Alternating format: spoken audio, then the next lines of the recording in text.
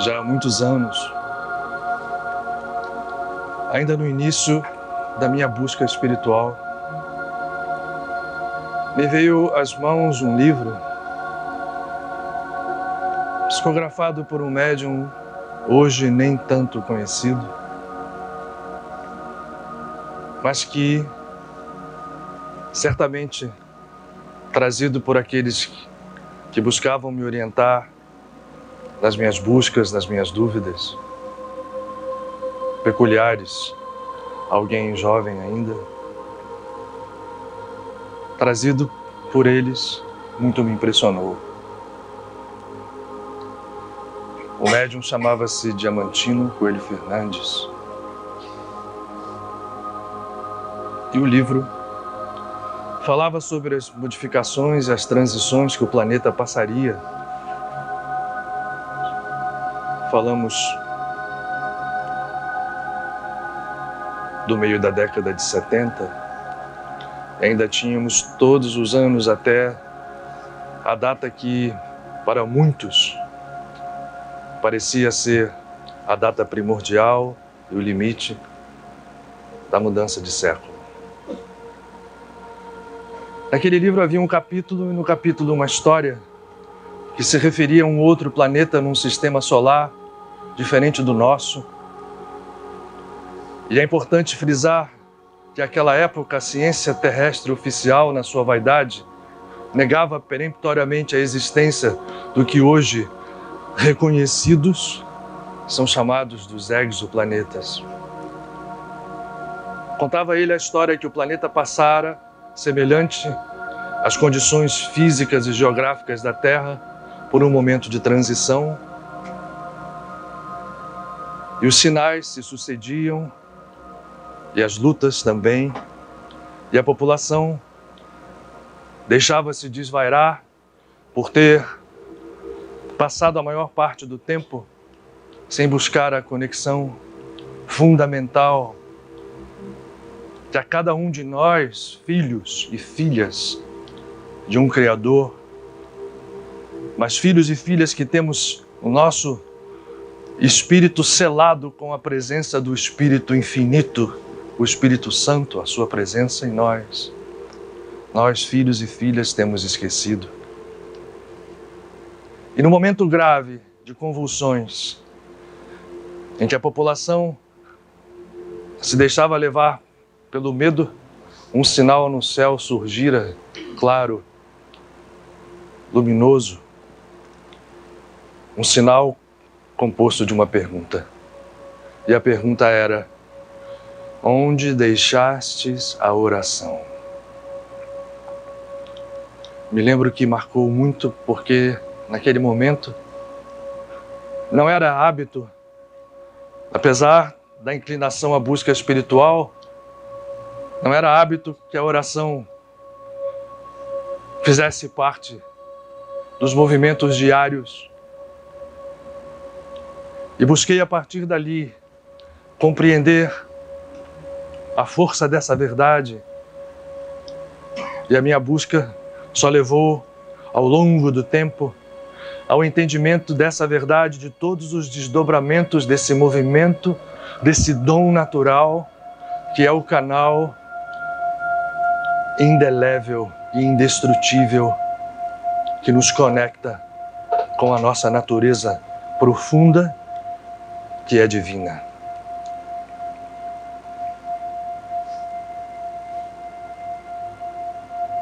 A oração é muito mais do que rituais, palavras que são repetidas,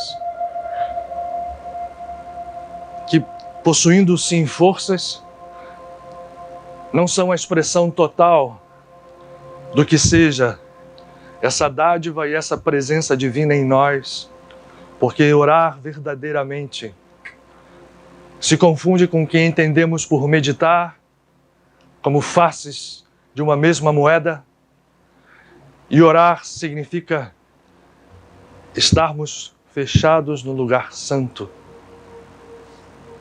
no santo dos santos, que cada um de nós traz, ainda que não saiba. no século XX, nos contrafortes do Monte Gargano, na Apulia, no sul da Itália, um espírito de luminosidade cósmica que animava um frade capuchinho.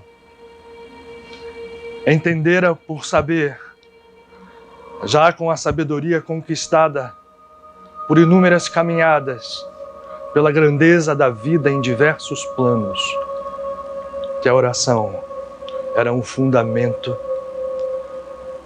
para que filhas e filhos de Deus pudessem não só superar as suas lutas, conquistar sonhos, mas acima de tudo, a ponte que nos faz compreender que a divindade nunca, jamais esteve longe de nós.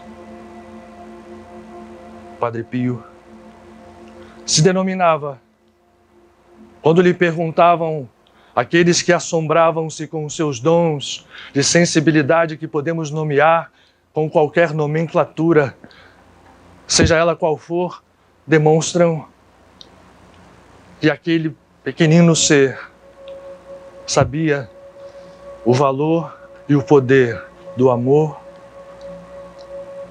e a força do seu instrumento mais poderoso, orar. Isolado fisicamente, numa pequena cidade, num pequeno convento do qual jamais saiu desde que lá chegou, irradia desde então, tendo marcado no mundo físico com suas pegadas e demonstrado a força e o poder acima de qualquer outro, que provém de olhos que se abrem para entender a natureza real da vida e a natureza real de cada um de nós. Somos deuses. Mas apenas quando, paradoxalmente, abdicarmos da idolatria de falsos deuses que construímos, muitas vezes de forma progressiva e cuidadosa com o nosso ego, somente quando deles abdicarmos, poderemos entender que Deus somos nós. Deixou marcadas, como marcadas suas mãos, seus pés, o seu lado, ainda que dentro de um contexto específico de religião, mas deixou marcadas as pegadas do ser que busca o Cristo e, portanto, realizou o que chamamos de milagres e, portanto, demonstrou que não há pecado, karma ou qualquer outra circunstância que seja capaz de sofrear o poder incoercível dessa luz e desse amor que curam, transformam, renovam e fulguram com o fogo do Espírito quaisquer construções ilusórias de nosso ego.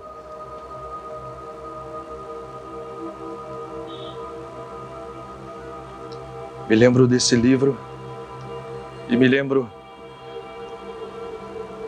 que vi muitos anos depois que foi psicografado, muito antes de Padre Pio ser finalmente reconhecido pela própria igreja que o acolheu, repetindo outros e outros e outros tantos mestres que nos falam do poder de saber orar. Nós todos o temos,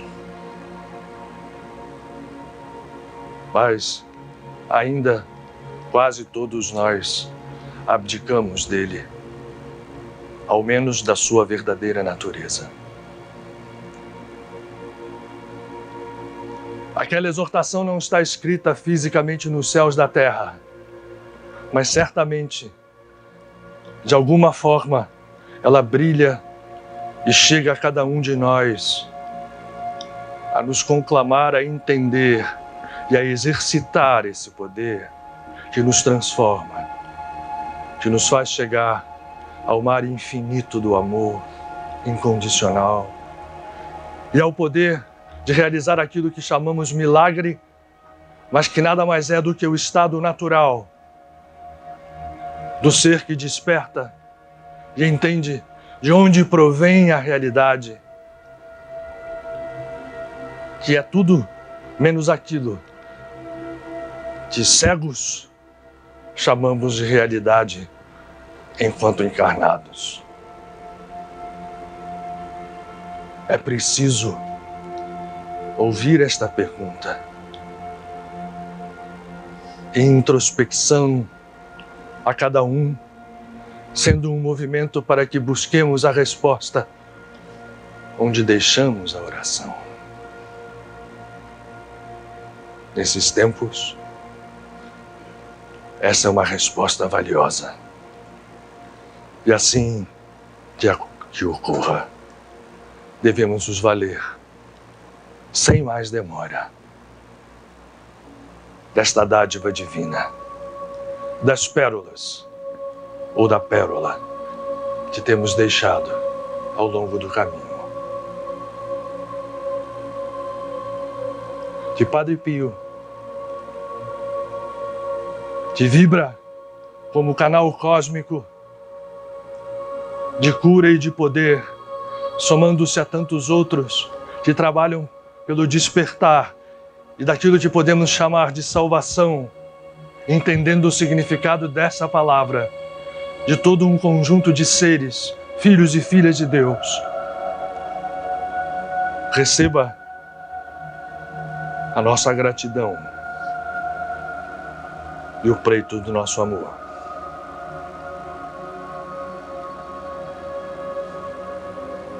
Sempre. Que a paz esteja com todos, meus irmãos.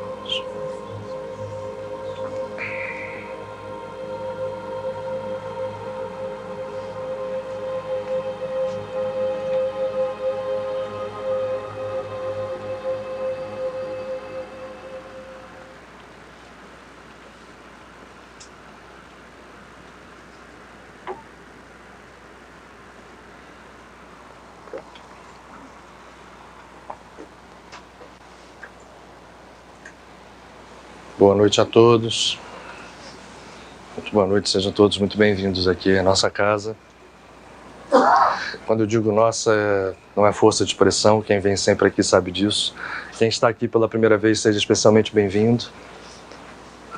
Que nós hoje possamos aproveitar a força vibratória desse dia em que nós lembramos a presença física desse espírito cósmico e abordando dentro daqueles que atentaram para o título dessa nossa conversa, abordando a sua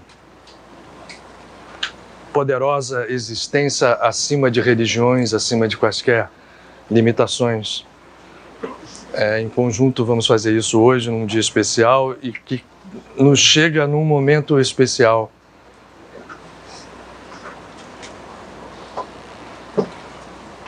É muito importante que hoje nós tenhamos a total compreensão desse processo e possamos trabalhar juntos. Eu sempre deixo claro que aqui não se faz uma palestra no sentido superficial.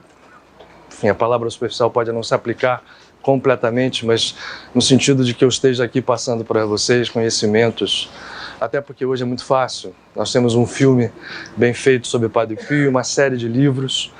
Se você hoje vai ao YouTube, você vai ter informações muito mais precisas de uma história realmente especial, de um ser especial. Claro que a gente vai falar sobre ele, mas a ideia aqui é que a gente, em conjunto, crie um canal de conexão, aproveitando esse dia que cai, repito, dentro de um momento cósmico muito especial para o planeta. Eu tenho repetido isso aqui muitas vezes.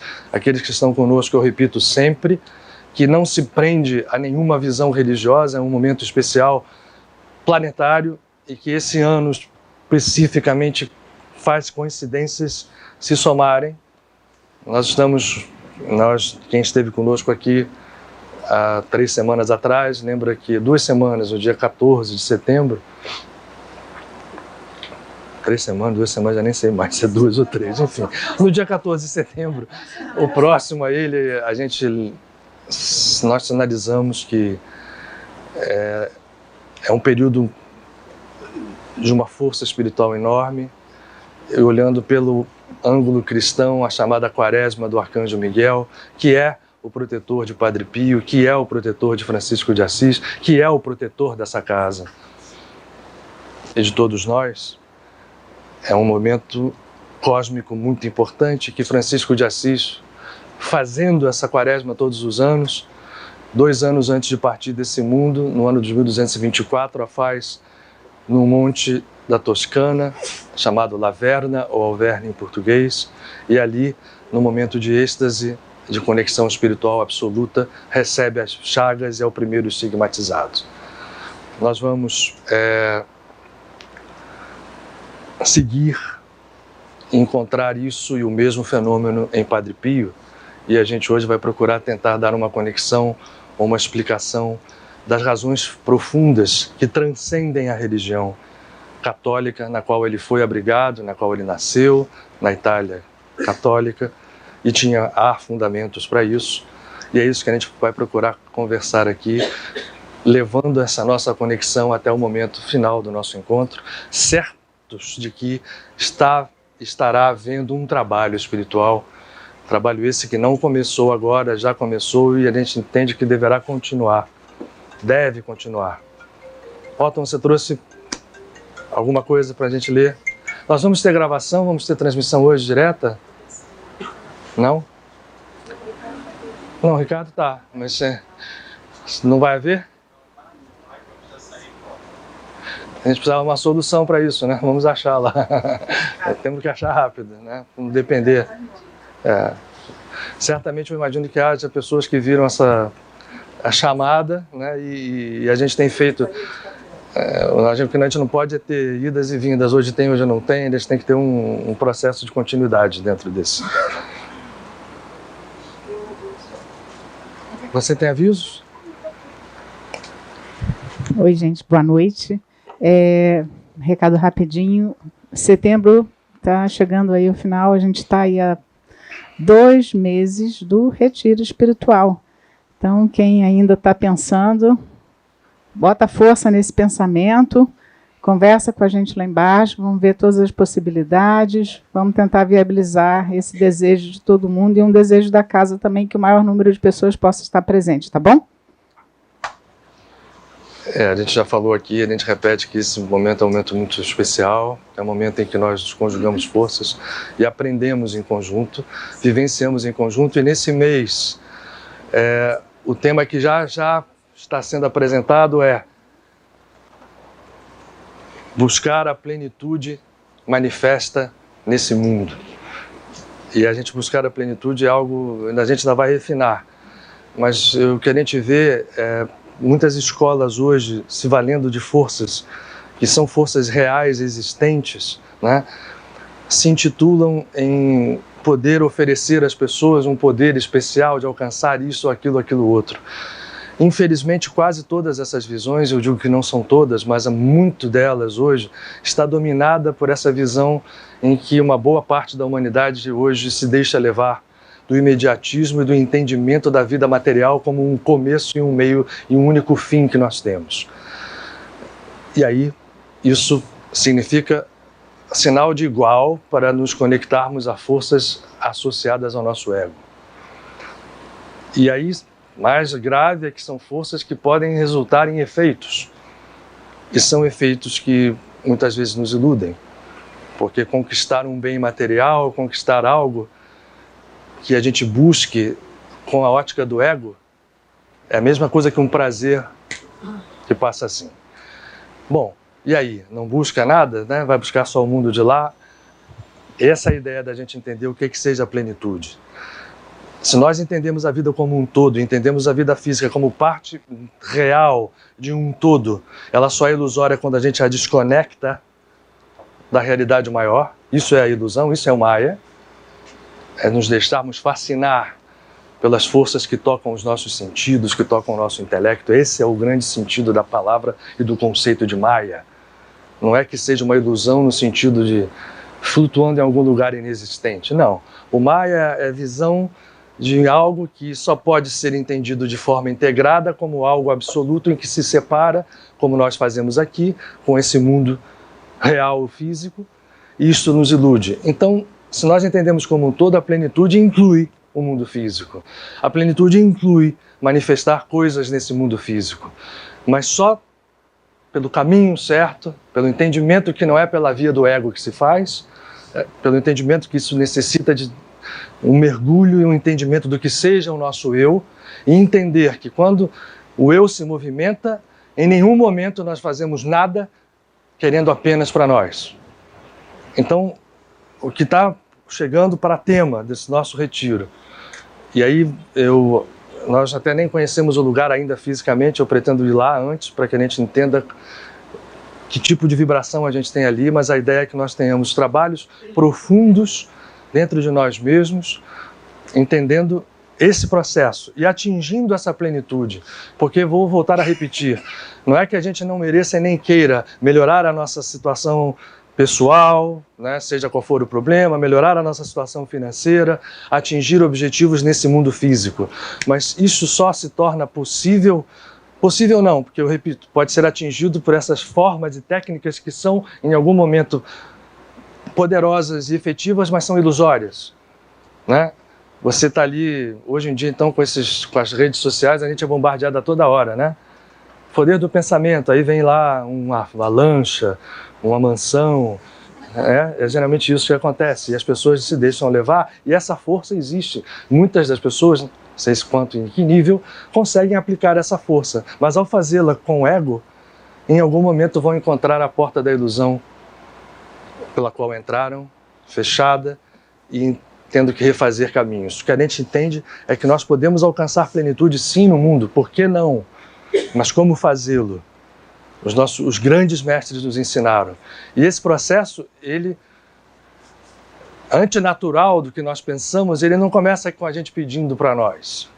Ele começa com um trabalho de entrar dentro desse campo, e esse campo, para ser atingido, demanda que nós hajamos segundo a nossa natureza divina. Como Deus, ou o Criador, ou qualquer nome que a gente queira dar, age.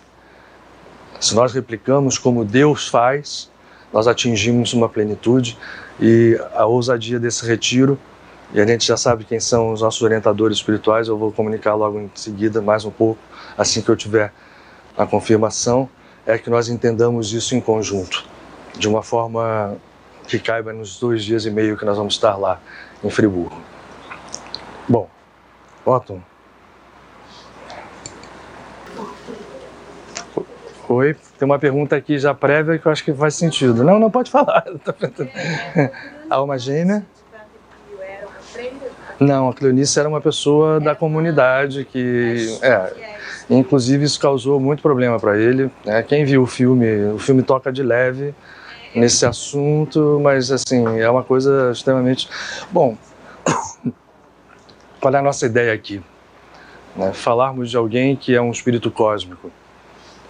E por isso o título de falar acima de todas as religiões. E com que viés?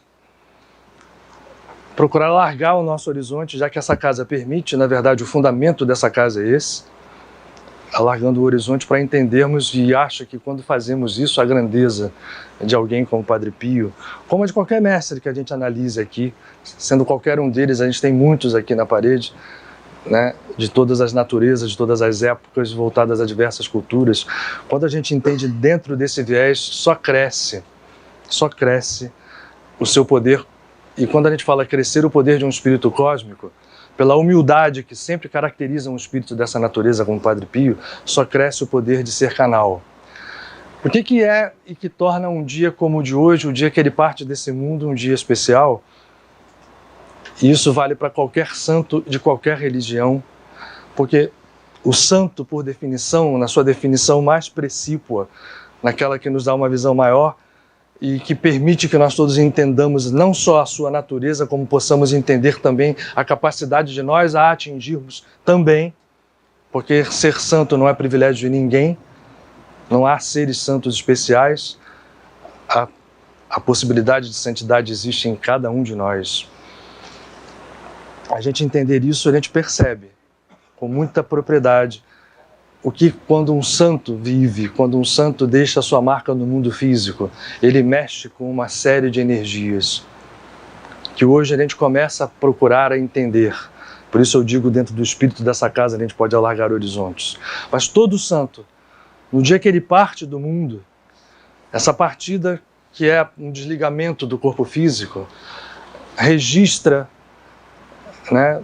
Na visão oriental se chama de registros acásticos. A gente tem falado aqui usando uma imagem de que isso traduz, na linguagem mais moderna, um poder de supercomputação cósmica que se não só registra, como processa tudo. Quando um ser desse parte, ele deixa um canal de conexão, por ele ser um ser conectado à divindade, por ele já ter conseguido isto em algum grau, e todos o conseguem, e aí o infinito é o infinito, então a gente não pode dizer qual é o grau de cada um, mas abriu-se esse canal que permite àqueles de nós que nos conectemos a ele, e nesse dia com mais força, no dia da sua partida, encontrar caminhos para que as nossas ilusões, para que as nossas dúvidas, para que nossas carências, para que nossas necessidades sejam trabalhadas e, quiçá, resolvidas, curadas, transformadas. Portanto, um dia como esse é efetivamente um dia especial. Não é apenas uma homenagem que se faz, também é. Não é apenas a gente expressar gratidão, também é. Mas é entendermos que alguém como o Padre Pio, e especificamente no caso do Padre Pio, isso é muito claro, muito específico, porque ele vai fazer esse trabalho dentro de um contexto religioso, do catolicismo. O Otton leu aqui uma passagem, falar do amor sofrer, a gente vai entender das chagas do sofrimento. Alguém que entende quando um ser chega a esse nível, não existe sofrimento para ele como nós o entendemos. Claro que acontece sofrimento e ele pode trabalhar isso para diminuir ou não, porque para esse ser ele está em tal grau de equanimidade que o sofrimento para ele se torna apenas um mecanismo para diminuir o sofrimento dos outros. O que eu estou querendo dizer? Diminuir os registros kármicos de outras tantas pessoas, de tantos quantos puderem e queiram se conectar a esse canal. E eu agora estou falando de Padre Pio e de todas as figuras que nós conhecemos e entendemos como santas. Todos eles deixam esta via aberta, esta via consciencial aberta. E é isso que promove o que nós chamamos, ao nos conectarmos a essa via, seja com o Padre Pio, estamos falando especificamente dele hoje, ou seja com qualquer outro santo, é que promove um processo que vai nos favorecer de alguma forma, operando nos nossos registros kármicos.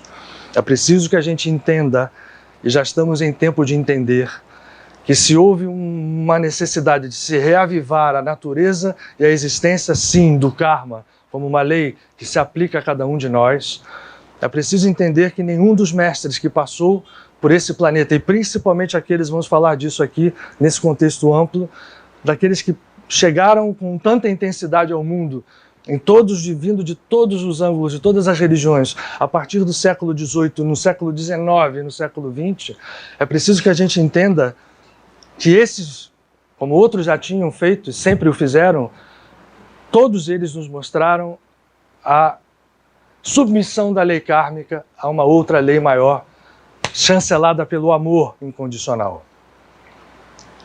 Como disse Jesus Cristo,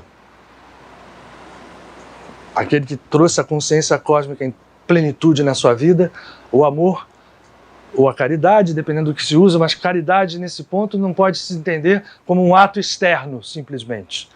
Caridade é algo que ela é a filha dileta do amor e, portanto, tem que estar impregnada do amor, na sua genética, vamos chamar assim. Senão, é ego.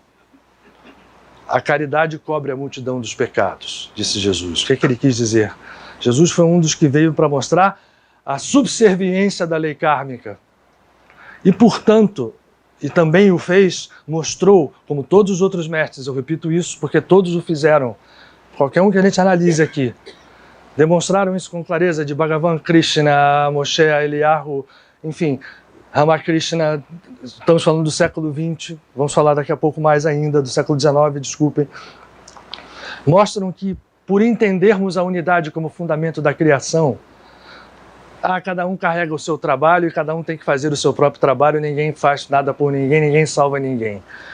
Essa é uma visão que ela é verdade até um certo ponto, mas há um momento em que, quando a gente consegue transcender o ego, a gente entende que um ser que realizou a unidade dentro de si e, portanto, está unido a todos os outros, é capaz, sim, de buscar karmas, esta lei subserviente à lei maior do amor, para si, e aliviar karmas de terceiros que o saibam aproveitar. E, portanto, faz sentido, sim, as ações sacrificiais ou as ações vicariais, como são chamadas, como foi a encarnação de Padre Pio. Nós vamos falar um pouquinho de Padre Pio nesse ângulo mais amplo que a gente aborda aqui. Entendendo, algumas pessoas podem não, aqui a gente tem liberdade de acreditar ou não, de aceitar ou não, mas vamos imaginar o seguinte: a gente conhece a vida de Padre Pio física, né? A sua encarnação lá em 1887, na Apulia, na cidade de Petrelcina, numa família de campesinos, de camponeses que tinha uma situação remediada e que desde cedo demonstra a sua capacidade e a sua consciência espiritual. Mas a gente conhece isso, só que a gente quer abrir um pouquinho para entender o que é Padre Pio hoje. Porque aqui, uma brincadeira, o mundo espiritual é mais rico do que o nosso. Lá, né, a gente já tem dados e comunicações que nos falam da existência de uma sociedade muito mais complexa do que a nossa, e aí estamos falando de sociedades até muito próximas do nosso planeta. Imagina isso em conceito universal. Imaginem como vive um espírito de natureza desperta dentro de uma consciência cósmica. Padre Pio é assim. Então, ninguém imagine, ele utiliza essa figura e utiliza essa roupagem, utiliza essa forma de hoje, nesse momento, né, aparecer para nós com a sua figura utilizada na última encarnação, como frade capuchinho, né? Mas ninguém pense que Padre Pio está aprisionado dentro desse processo. Padre Pio foi, sim, com toda a fidelidade, um frade católico que seguiu até os últimos momentos da sua vida as tradições da Igreja no contexto onde ele nasceu. Mas Padre Pio, antes e depois dessa encarnação, é e será sempre um espírito liberto. Houve outras prévias, por isso eu falei aqui do aceitar ou não, mas quero compartilhar com vocês algumas encarnações prévias de Padre Pio que me foram reveladas. E por isso, como eu não sou o dono da verdade, não obrigo que ninguém aceite isso, nem a priori, nem depois, nem no momento assim, se quiserem. Se nós vamos olhar a história, Padre Pio é alguém que acompanha a história desse planeta há muito tempo. Acompanha a história desse planeta, provavelmente, previamente às civilizações conhecidas nossas. Então, estamos falando de encarnações e outras encarnações numa caminhada na qual nós todos estamos incluídos, porque muitos de nós aqui não estamos habitando o primeiro planeta nem na primeira encarnação. Muitos de nós somos caminhantes que somos transmigrados de planetas por processos que ainda nos vinculam à lei do karma. Enquanto nós estivermos vinculados à lei kármica, esses processos acontecem dentro das estruturas dessa lei, o que a gente precisa é se libertar dela. Mas das conhecidas, eu compartilho duas com vocês, para a gente entender. Primeiro, o profeta Nathaniel, ou profeta Natan, que foi um profeta extremamente importante na vida de um dos reis de Israel, do rei Davi. Foi aquele que ficava sempre como um alter ego, uma alter consciência de Davi, para fazê-lo não se desviar dos caminhos mais santos, e que foi muito importante num determinado momento. Não vou aqui especificar a história, quem quiser conhecer, mas um ser de grande poder espiritual, já demonstrando naquela época a energia que ele vem trazer depois. Reencarna depois como Lázaro. O Lázaro que nós conhecemos, que foi ressuscitado por Jesus, irmão de Maria e de Marta. Outras encarnações foi ao lado de Francisco de Assis, Frei Rufino, primo de Santa Clara, um dos freis mais chegados e um dos maiores médiuns dentro da ordem. e a quem Francisco de Assis chamava, se há alguém que já está santificado nesse mundo, porque naquela época quem santificava, né, para um católico era o Papa e tudo, mas já está santificado em vida, esse é Frei Rufino. Mas tem episódios interessantes. Eu conto um de Frei Rufino aqui, que é para a gente mostrar como um santo é santo, né, mas é um santo também uma pessoa normal. Vou contar aqui uma história que às vezes a gente fica assim, o santo e Francisco de Assis mais do que nunca. A gente já falou muito dele e a gente tem repetido. Frei Rufino era um grande médium. Em um determinado momento ele foi acossado por um espírito que queria tirá-lo do seu caminho e confundi-lo com dúvidas, que aparecia para ele usando a forma de Jesus. E esse espírito dizia para ele, olha, larga Francisco, esse cara é um maluco, está te levando para um caminho que é direto para o inferno, hein? E isso foi feito no momento que eles estavam num eremitério, que era um eremitério que eles usavam no verão ou no inverno, perto de Assis, chamado Eremo del Carceri. Cada um deles, até hoje, a gruta de Frei Rufino está lá preservada, e ele naquela gruta recebia a visita dessa entidade sistematicamente. E aí é um momento para a gente ver como a gente é passível, né? Isso é uma lição aqui, entre parênteses, da língua, né? Do poder da má fala, de você ir pressionando e dizendo alguma coisa, aquilo para a pessoa vai se tornando uma verdade. E ele começou a ter repulsa por São Francisco. Ele chegava e dizia, ó, estou te avisando, sou Jesus, estou chegando aqui para dizer, larga isso logo enquanto é tempo. E ele começou a ficar de lado para São Francisco. Quando se encontrava ele lá, e São Francisco tinha também uma super mediunidade, percebe tudo que estava acontecendo, e assim, vem cá, Rufino, até ele receber as chagas, lá no dia 14 de setembro de 1224, ele também era alguém extremamente rigoroso, com ele, principalmente, e com os seus companheiros. O que é isso aqui, Frei Rufino? O que está acontecendo? Está me olhando de lado, por quê? E ele ficou meio assim, fazendo, já sei o que está acontecendo. Você está recebendo, e ele disse tudo o que estava acontecendo. Esse espírito não tem nada de Jesus, mas está me aparecendo, como é que o senhor sabe disso? Aquele primeiro, né? Ele disse, olha, vamos fazer o seguinte, na próxima vez que ele chegar para você, eu vou te falar aqui uma coisa que vocês vão ficar assustados, mas está escrito isso. Se vocês pegarem o Fioretti de São Francisco, é um livro que conta os contos clássicos, está escrito literalmente. Ele diz assim, quando ele aparecer, ele fala assim, Jesus, abre a boca, eu vou cagar na sua boca. Eu estou falando o que está escrito no livro. Jesus usou uma frase dessa lá no Evangelho, que o que entra pela boca toma um caminho e sai para um lugar que o que é importante é o que sai da boca e não o que entra. Quando ele diz isso, você pode falar isso, e ele, quando vê, o Espírito aparece, quando ele fala, o Espírito se transforma em quem era. Existe um efeito físico até hoje, quem visita o Eremo, por isso eu falei o local, vê as pedras que rolaram do monte e caíram e se agruparam embaixo, quando esse espírito furioso diz. Portanto, Frei Rufino é o Padre Pio. Né? A gente está contando a história de Frei Rufino, que se torna, depois da ordem, um dos grandes, né, sustentadores do lado espiritual da ordem, que havia uma batalha enorme. Muito bem, então por que vem Padre Pio no contexto de um frei capuchinho católico já ligado a São Francisco, que tinha o nome de batismo de Francesco Forgione, como era o seu nome, nascido no sul da Itália? A gente tem que entender em conjunto amplo um espírito que certamente já tinha uma natureza cósmica para poder assumir uma missão dessa. A Terra passava por um momento, olha só, ele nasce em 1887. 1887 é um momento em que a sociedade, principalmente a sociedade mais a ocidental, mas também a sociedade oriental, nós vamos ter em 87, para quem estudou, um dos nossos grandes mestres aqui sabe que em 87 Lahiri Mahachai estava vivo, dando a Shri Yukteswar as instruções, submetido a tudo, a Mahavatar Babaji, para preparar a vinda de Yogananda, que iria nascer de 7 para 13, 6 anos depois, em 1893. Ao lado disso, vários santos estão encarnando em diversos quadrantes do planeta. Kardec já tinha feito o seu trabalho com o Espiritismo, com a luta que passou. E o Espiritismo, naquele momento, já começava a ser, na França, pressionado pelas forças da sociedade, mas mantinha-se aceso, veio para o Brasil. Esse processo, Hoje a gente consegue ver em sentido amplo o trabalho da espiritualidade.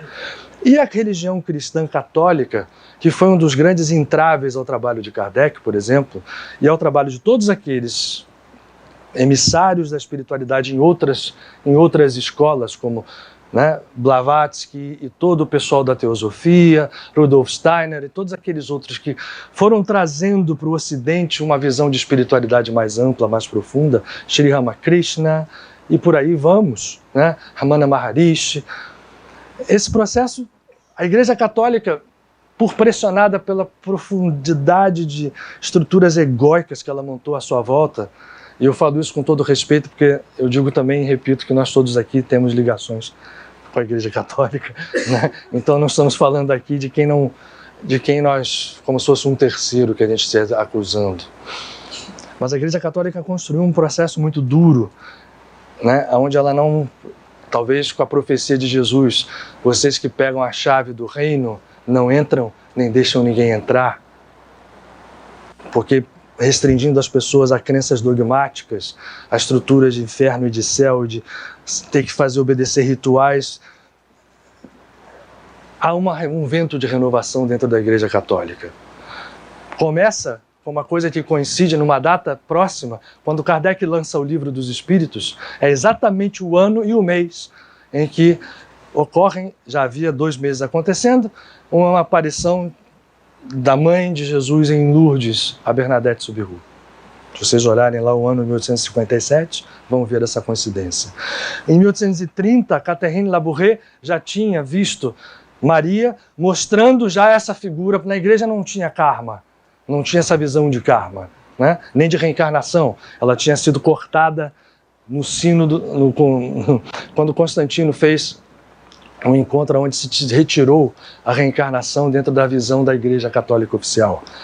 Mas, mesmo sem isso, nós vamos ter em 1830 Maria aparecendo a Catherine Labouré e falando com toda a clareza do poder da graça, dentro da restrição e da visão católica, mas mostrando esse poder que foi aceito pelos parisienses, que a partir daquela visão e do entendimento da medalha milagrosa como um instrumento de acesso a essa lei, conseguiram a cura de uma peste que matava milhares de pessoas em Paris, usando apenas a medalha milagrosa,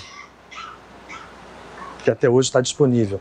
Aparece Bernadette Soubirous, há santos e há médiuns, a gente não gosta dessa palavra porque parece que a gente tenta restringir o espiritismo, mas há seres com uma sensibilidade absurda dentro da Igreja Católica.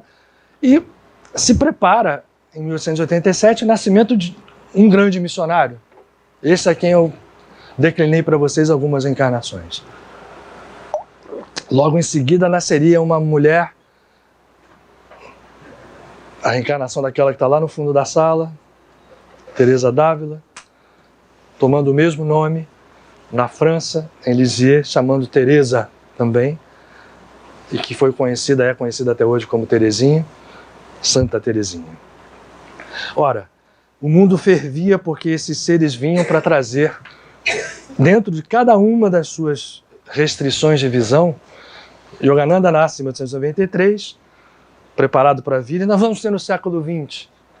Padre Pio tem uma infância mostrando já os seus dons, mas já dura, combatida por entidades negativas, porque, e quando ele resolve fazer a sua profissão religiosa, ele passa primeiro por vários conventos, antes de chegar a San Giovanni Rotondo. Ele tinha uma doença, uma asma muito séria, desde pequeno, e aquilo para ele era muito difícil de lidar, e ele, por doença, mesmo depois de ordenado padre, ele passa um bom tempo com a sua família, por questões de doença e por questão de ataques espirituais, porque provavelmente as forças contrárias já sabiam quem estava encarnado ali. Não sei se vocês sabem que os fenômenos eram tantos que ele passou de convento em convento por uma razão. Os frades não aguentavam os fenômenos físicos que aconteciam dentro do quarto de Padre Pio, Batidas, portas, fogo, pegavam ele, jogavam longe, e ele, coitado, que não tinha, imagine, naquele momento, naquela encarnação, dentro do seu status, físico, ele não tinha acesso, para ele aquilo era o demônio, não deixava de ser, e ele tinha um medo, ele gritava horrorosamente, então ninguém queria o Padre Pio nos seus conventos. Ele participa num pedaço da Primeira Guerra, vai como soldado e volta, enfim, é muito... Até que ele chega em 1916 a San Giovanni Rotondo, de onde ele não sai fisicamente jamais até o dia que ele desencarna, em 1968. E aí, ali ele mostrava já os seus dons, a sua chama mediunidade dentro, mas a gente nem usa essa palavra, mas a sua sensibilidade, né, a sua clarividência, aquilo já ficava meio claro, os frades ali ficou mais amainado, os fenômenos, até que vamos chegar a 1918. Eu estou frisando datas aqui porque vejam só, que ano é esse 1918? É o ano que termina a Primeira Guerra Mundial. Um ano antes, nem um ano antes, porque o fenômeno das estigmas, ou dos estigmas, acontece em 20 de setembro de 1918, no convento de San Giovanni Rotondo, e a descrição, eu até recomendo que vocês leiam, que é maravilhosa, a descrição que ele faz e o processo que ele passa depois que isso acontece com ele. Mas menos de um ano antes, em setembro, porque em outubro se completaria um ano, há uma sucessão de aparições fantásticas da Mãe de Jesus em Fátima.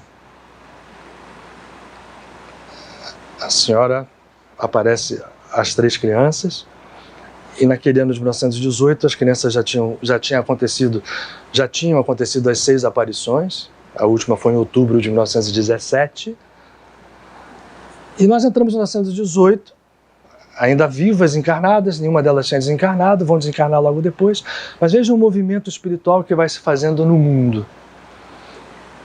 Né?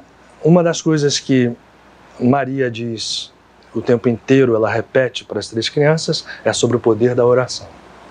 E ela pede àquelas crianças que façam o movimento vicarial, de orarem de uma forma quase não católica, quase herética, para que as almas não fossem para o inferno, e no momento quase herético que as almas pudessem ser retiradas do estado de sofrimento, purgatório, mas o inferno entra ali também.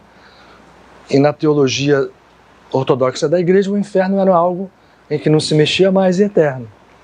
E essas crianças entram de tal forma dentro desse processo que partem do mundo. 2 delas, Jacinta e Francisco, vão desencarnar muito rápido, porque atraem para si karmas, e ela recomenda expressamente a oração às pessoas e diz: a guerra vai acabar. Ela fala isso em 1917, mas que as pessoas orem, porque senão haverá uma outra pior. As pessoas não oraram. Quando a gente fala não oraram, aí eu quero retirar, e portanto a nossa liberdade aqui, do contexto religioso. A oração não pertence a uma religião específica. A oração é um dom natural da criatura e é um poder que nós não temos noção. Muito maior, então, quando nós, com uma clareza de visão, o que a gente dá graça dessa casa de poder ter acesso e compartilhar, do entendimento de como ela, feita do modo correto, aliada ao que nós chamamos de estado meditativo, é capaz de nos transformar. E ao nos transformar internamente, transforma as situações aparentemente externas à nossa vida. E nos faz também ter uma resistência aos momentos em que aparecem, assim é o nosso mundo, as situações desequilibradas, as situações de sofrimento, as situações que nós precisamos lidar. A oração é o maior poder, não de uma resignação de baixar a cabeça e deixar acontecer. Padre Pio vai nos mostrar isso. Vou falar agora um pouquinho de Paramahansa Yogananda, porque nós estamos em 1918. Em 1920, Yogananda, depois de fazer um trabalho de preparação com o seu mestre Yukteswar na Índia, vai desembarcar nos Estados Unidos para fundar um movimento mundial de oração e de entendimento do que seja a meditação como um poder de realização. Em paralelo, está acontecendo coisas em todos os campos. No catolicismo, vamos ficar hoje no Padre Pio, porque vai surgir o movimento Bahá'í dentro do islamismo, um movimento universalista que redundou no sacrifício do seu fundador, numa prisão, enfim. E Se nós olharmos, o mundo estava sendo preparado para entender algo que ele precisava entender, optar ou não por entender. Nós não oramos. Veio a Segunda Guerra. E Padre Pio começa a sua função em 1918. Ele relata que estava dentro do confessionário, não, sai e vai para um local que hoje ainda é conhecido, que é um crucifixo, e diz que ele senta ali e se sente tocado profundamente por um estado que ele não havia conhecido até então, de profunda paz. Ele já tinha sentido o que ele chamava de estigmas invisíveis antes, e ele via aparecer um ser que ele descreve, pelo que ele descreve, me parece um ser extremamente, talvez o próprio Cristo, mas numa visão que o assusta, tal a luminosidade, e que esse ser tinha chagas. E aí, quando ele vê aquela união, ele perde a consciência e acorda com uma dor profunda e já estigmatizado. Vocês não sabem o sofrimento que o Padre Pio passa a partir daí. Sofrimento não só físico, mas no entendimento que aquilo era um absurdo. Como é que ele, um frade, recebia aquilo e como é que os outros iam ver? E ele tinha razão. Porque a primeira reação é a reação nossa do ego. Descrença, inveja, e ele passa a lidar com isso. Mas ao mesmo tempo esses dons vão se multiplicando e a sua efetividade espiritual vai aumentando, e aí começa um calvário de Padre Pio, que eu vou resumir aqui, porque eu acho que a gente tem coisas hoje ainda mais importantes para fazer, que é nos conectarmos, mas esse calvário começa a partir desse dia, e nós vamos ver como que mostra toda essa visão egóica das estruturas religiosas, E tudo isto tem que ser entendido por nós quando nós fazemos estruturas materiais, como o nosso ego tende a repetir esses comportamentos, de intriga, disso, daquilo. Bom, Agostinho Gemelli, que é o padre que vai ficar ali até quase ao fim da vida de Padre Pio, em cima já chega dizendo, esse cara fura isso aqui, vem médico, sai médico, fecha a mão, deixa ele com a mão amarrada numa coisa, vigiado 24 horas por dia, que em 10 dias vai fechar, não fechou em 50 anos. Mas Padre Pio, em 1918, começa o seu grande trabalho vicarial, valendo-se da oração, principalmente, e da confissão. Ele era um homem, e com uma vontade enorme de ver as pessoas crescerem espiritualmente. E era um homem do sul da Itália, napolitano, sangue quente. Não era napolitano, mas ali, religião, que adorava falar no seu dialeto, adorava cantar, era uma pessoa alegre, era uma pessoa normal. E quando ele via alguém, na linguagem dele, caído no pecado, ele queria pegar a força e trazer para o lado. E a sua sensibilidade... Se a gente for contar a história de Padre Pio, a gente não sai hoje daqui. Eu recomendo que vocês vejam o número de curas, o número de conversões que ele faz. No que ele tinha, era um confessionário, mas vão ver também as perseguições. A igreja, no primeiro momento, bota ele sob observação e ao longo desses 50 anos ele vai passar por prisões domiciliares dentro do convento, proibição de rezar missas, proibição de fazer confissão, examinado pela Inquisição. Você sabe quando é que só Paulo VI é que vai reabilitá-lo? O próprio Papa João XXIII, um santo, se deixa dominar pelas intrigas e o mantém, depois de ele ter tido um breve período em Pio XII de poder fazer as coisas, João XXIII novamente o impede de se manifestar, mas nada disso apaga a luz que estava acesa ali. Pessoas vêm e ele, sem sair dali, consegue colocar de pé um hospital, que até hoje está ali. Sem sair dali, ele atrai pessoas e cura pessoas à distância. E as histórias são muitas, mostrando o poder que um ser com esta consciência consegue realizar na medida direta da sua humildade, na medida direta do seu entendimento de que ele, ego, não é nada, mas sim o que ele é na sua realização divina. E mesmo com todos os empecilhos que a visão do catolicismo daquele momento dava, vejam a grandeza desse espírito. Porque eu falei na data, vou voltar lá, 1920 vem Yogananda, faz todo o trabalho que faz, mas Yogananda sofreu muito também. né, nos Estados Unidos, enfim, as histórias são muitas. Ele vem, realiza um trabalho que por pouco não acaba, porque as perseguições eram muitas. Para Yogananda foram muito parecidas com a de Padre Pio, mas Yogananda tinha um instrumental mais amplo na encarnação, que era essa visão espiritual da Índia, que era muito mais avançada do que a visão que estava restrita dentro do catolicismo. Mas Padre Pio, dentro daquele processo, exercendo o seu dom espiritual, curava à distância e fazia movimentos, era o anjo da guarda que ele via. Tem uma cena muito engraçada, que um dia Frei Alessio, que era também um dos companheiros dele, ele tinha muitos, chega para ele, querendo falar, ele está ali, e vinha de vez em quando o sangue sulista, e ele, Frei Alessio, Padre Pio, fala, sai daqui, né? Não vai falar comigo agora. E Frei Alessio sai muito triste, né? Sentido, magoa. E aí vai assim, o Padre Pio percebe assim, Alessio, você não viu quem estava perto de mim, que tinha anjo de guardas em profusão das pessoas que me pedem cartas, e você estava me atrapalhando? Você não viu isso?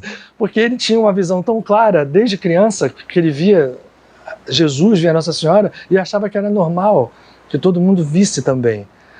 E assim repetem-se histórias quando, por exemplo, ele perde a capacidade de responder cartas, que eram tantas, né? E as pessoas respondem, e as pessoas mandavam, e ele não conseguia responder, mas ele entrou no que a gente chama de um estado permanente de oração. E o que acontecia? As curas aconteciam. E em um determinado momento ele chega a registrar para o seu confessor, assim, eu estou me sentindo um pouco um charlatão. Porque as pessoas pedem para rezar, eu nem rezo. Eu não consigo nem saber para quem eu estou rezando e vem chuva de curas e curas e curas.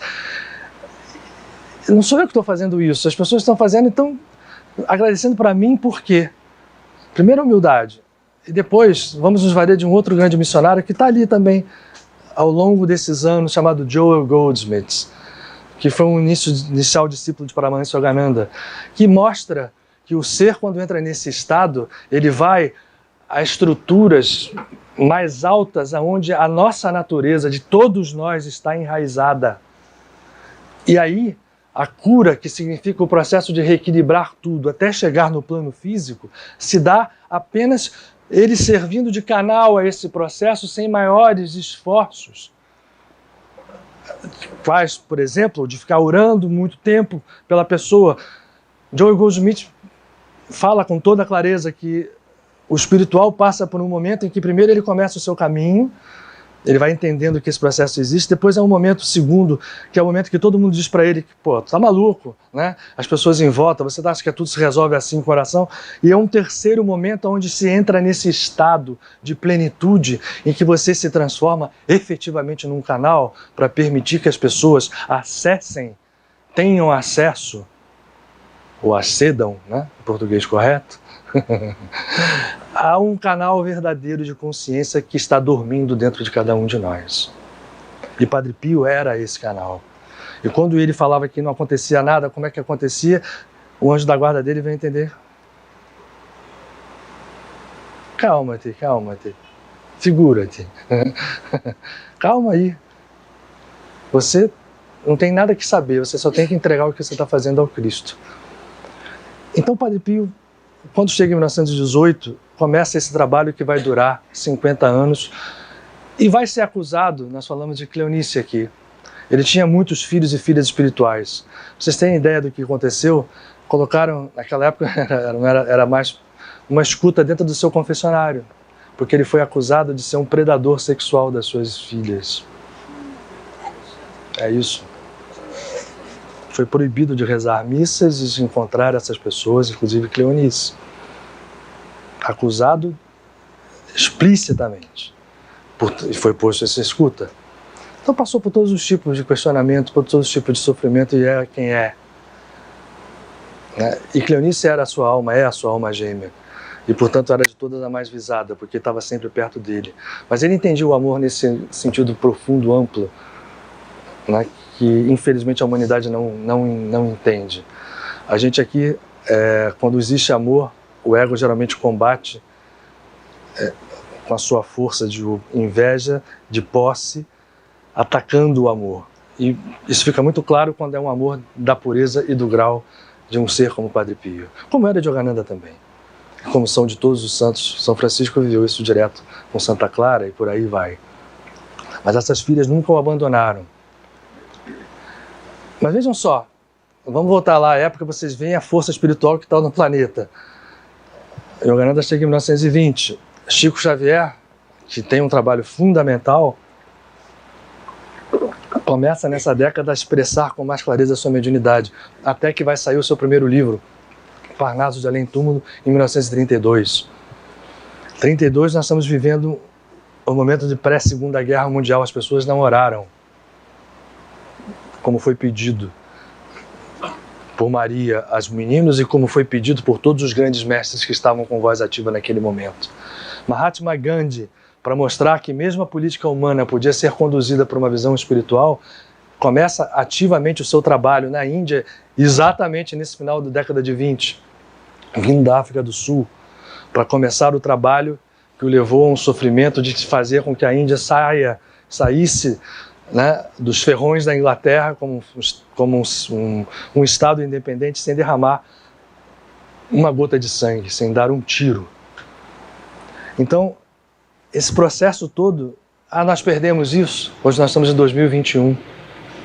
Então a gente precisa entender Padre Pio e todos esses seres como canais possíveis, como canais ativos, dispostos a nos auxiliar na nossa conexão com o ser divino dentro de nós. É para isso que é o grande trabalho dos santos. É nos fazer entender que nós também temos a santidade e que os karmas que nós temos, pesados, podem ser transformados e aliviados quando nós nos dispomos a esse processo. E quais são as ferramentas que nós temos? Ele se definia assim: quem é você? Eu sou um frade que ora. Criou grupos de oração que existem hoje ainda dentro da visão católica, mas são efetivos no mundo inteiro. Hoje há sacerdotes católicos que, sem saber, estão exercendo dons espirituais, né, de desobsessão, de cura, usando esse canal Padre Pio. No Brasil, na Itália, nos Estados Unidos, no mundo inteiro. E a gente nessa casa tem a alegria de tê-lo como patrono. Eu já conto essa história aqui 1 milhão de vezes. Em nenhum momento, quando a gente reuniu as pessoas na Gávea lá em 1997, apesar de conhecer Padre Pio muito superficialmente, eu imaginava que pudesse ser ele a pessoa que tomaria essa obra nas mãos. Confesso a vocês que de 1997 para cá já são muitos anos e a gente precisa compreender a grandeza de ter alguém como ele nos patronando. Precisamos entender isso profundamente para que nós não percamos mais uma vez a nossa oportunidade sagrada. Porque ele já está cosmicamente realizado e ele, como nós somos filhos dele, vai trabalhar até o último momento para que a gente acorde. Ou retomemos a nossa natureza espiritual verdadeira. Livre das amarras de religião, porque hoje ele é um espírito cósmico. Eu falei assim, vocês imaginam que Padre Pio vive lá nas colônias espirituais vestido de sacerdote? O estado de consciência de um ser como Padre Pio o leva ao universo inteiro. São estados de consciência que a gente não imagina. Então, ele não é um santo católico, como Yogananda não é um santo hindu, como Chico não é um santo espírita. Chegou a hora da gente acabar com essas divisões.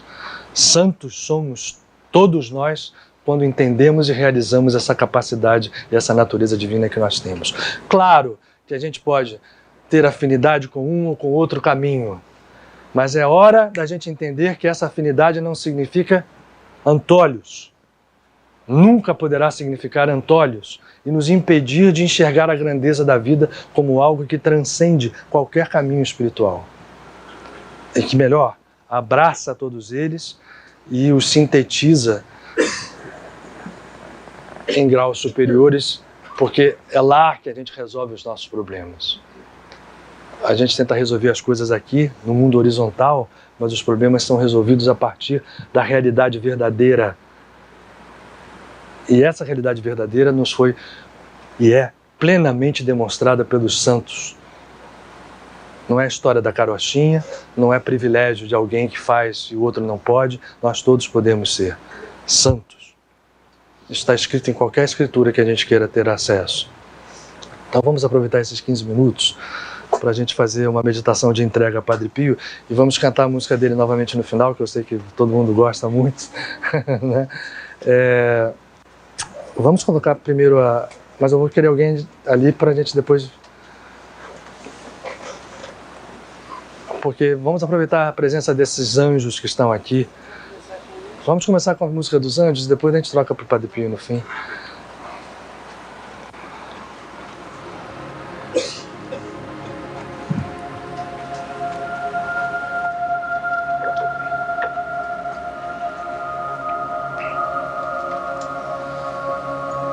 Padre Pio tinha em sua vida física o que chama de poder da bilocação. E isso hoje parece uma coisa tão confusa e complexa de entender. É perfeitamente compreensível até pelas visões que a ciência, que desde o século XX nos traz coisas surpreendentes no campo da física, nos mostra. Mas a gente pode entender que um ser que tem esse estado de consciência, como uma mão que tenha diversos dedos, sendo a mesma mão, pode apresentar os seus dedos em diversos lugares, sem perder a unidade de ser uma mão. É uma comparação extremamente precária, mas... Portanto, a gente tem certeza absoluta que nesse dia em que ele é demandado por milhões de pessoas em todo o mundo, nessa consciência cósmica que ele vive, nesse amor incomensurável que ele expressa, ele está presente aqui conosco. Então vamos fechar nossos olhos e vamos deixar aos poucos, respirando, esse estado de visualização, porque a imaginação não é uma coisa tola nem vã, é um instrumento poderoso e é a porta de entrada das consciências superiores. Vamos pensar e vamos fixar nesse momento a nossa atenção na nossa respiração.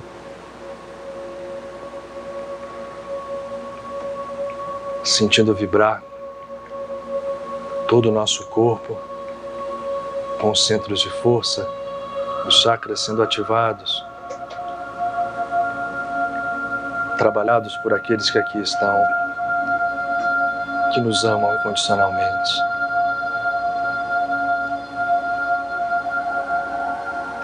Nosso corpo físico, podemos percebê-lo como componente de estruturas mais profundas, todas elas conectadas por essas forças que a nossa ciência ainda não conhece, reconhece apenas de longe, mas conectadas à natureza do Espírito, à unidade que a todos nós, quando a percebemos, vivifica. E a cada inspiração, vamos sentir que a coluna vertebral, como o eixo de uma árvore, a árvore da vida em nós, vibra intensamente desde as suas raízes, pois a base da coluna se estende pelos membros inferiores, até os seus ramos mais altos. Vibra intensamente. E a união de todos nós, nesse estado, nos torna passíveis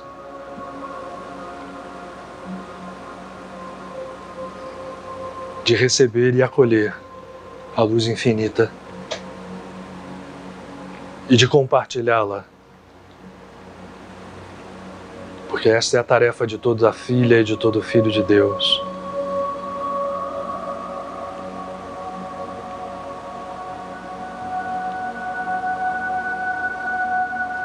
Salvar-se e salvar. E não há tempo Não há espaço que nos delimite. A salvação é agora. O tempo é hoje. Vamos nos conectar e vamos deixar com que a imagem de Padre Pio, da forma como ela vier, vá surgindo, seja na forma que a conhecemos, seja em outra aparência, mas é Ele, com sua consciência infinita, que vem a nós e se estende desse recinto, aonde a nossa oração, aonde a nossa consciência, ligada a dele, nos conduza.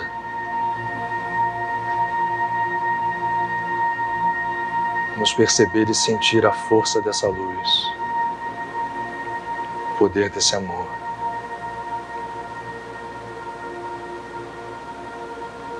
Que cura,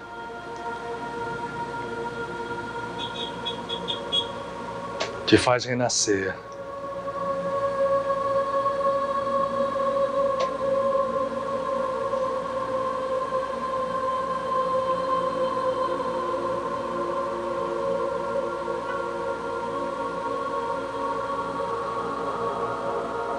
Vamos nos sentir impregnados da humildade verdadeira, que é o portal para o amor sem jaça.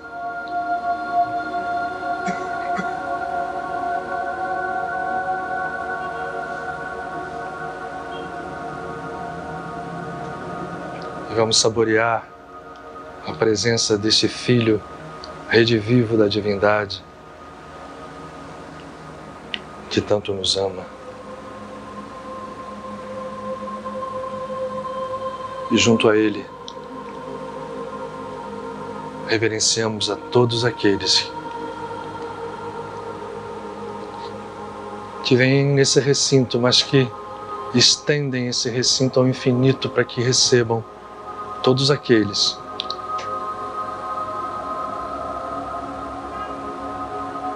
que são aqui trazidos, que recebam aqueles a quem nós amamos,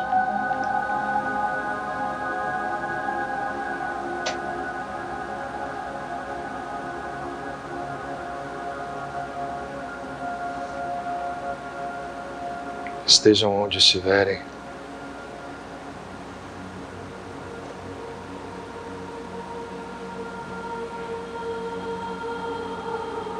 e a respiração é um motor que conecta a essa luz infinita, o nosso veículo e a nossa vida física.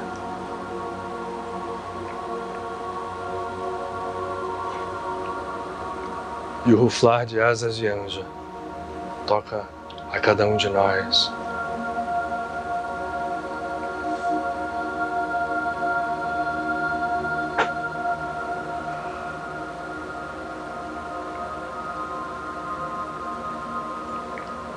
Cada um agora faça uma oração pessoal.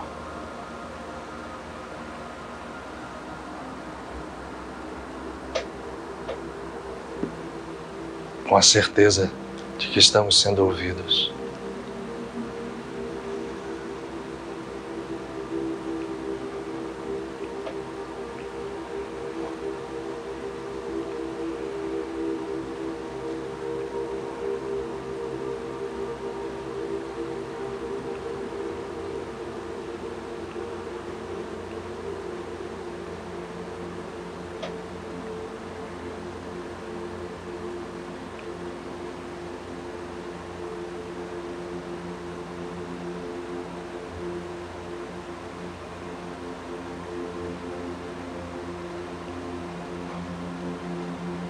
Abri um orifício do tamanho de um buraco de agulha e derramarei as minhas bênçãos infinitas sobre vós. Assim está em Malaquias.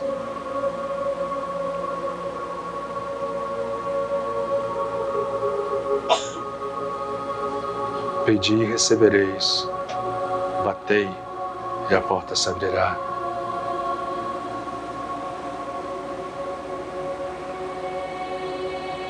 buscai o Espírito.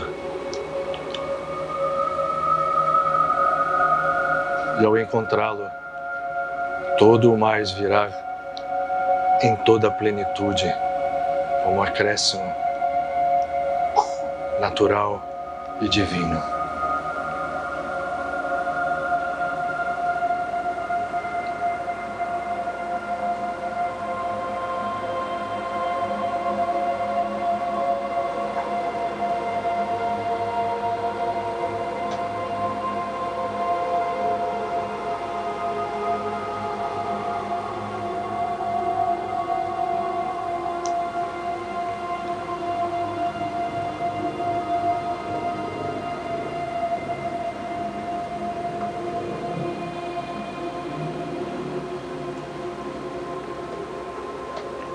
Nos entreguemos confiantes às mãos do pastor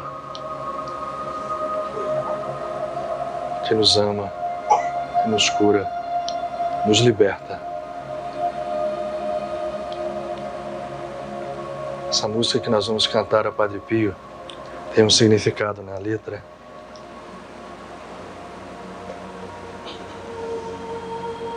Pois nos conecta a natureza do seu amor incondicional e divino. Vamos em gratidão, porque a gratidão é o selo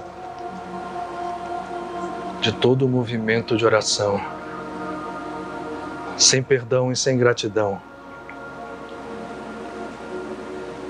a oração não possui duas asas, às vezes asa nenhuma.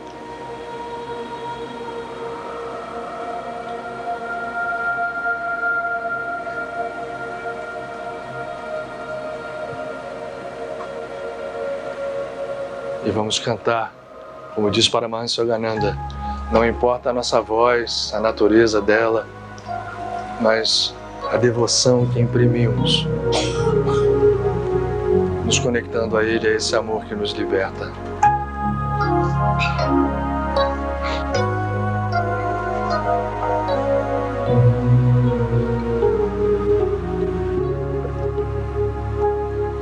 Lá do alto das estrelas, dos portais do infinito, Padre Pio vem chegando, consolando os aflitos. Lá do alto das estrelas, dos portais do infinito, Padre Pio vem chegando, consolando os aflitos. De suas mãos desprendem rosas, de seu coração, Jesus.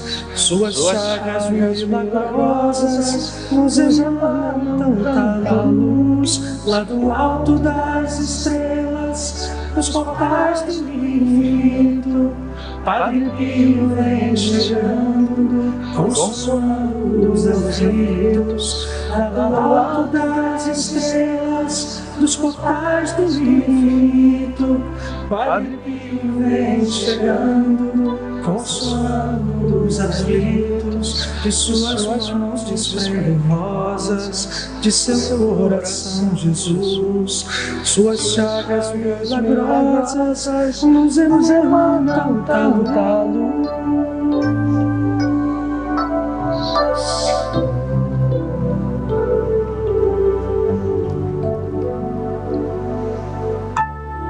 Abençoa a todos nós, Padre Pio, com seu amor, com sua luz.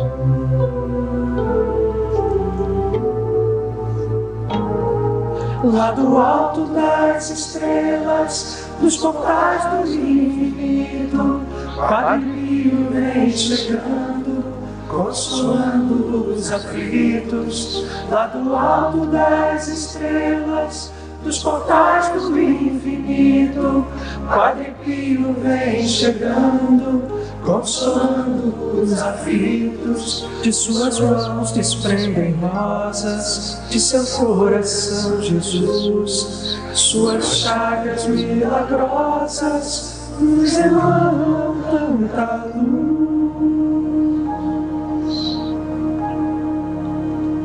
Que essa luz viva em nós, faça morada em nós e acenda como um fogo do Espírito o nosso próprio coração e nos liberte. Gratidão, gratidão, gratidão. Que seja não só um dia, mas uma semana, essa semana é especial, que todos possam se conectar, independente da sua religião, aos dias que vão daqui até o dia 29 de setembro, dia dos arcanjos, na visão cristã, dia do Rosh Hashanah, na visão cabalista.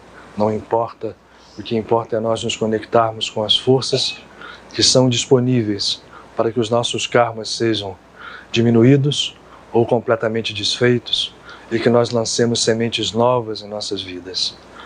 Que a paz seja conosco.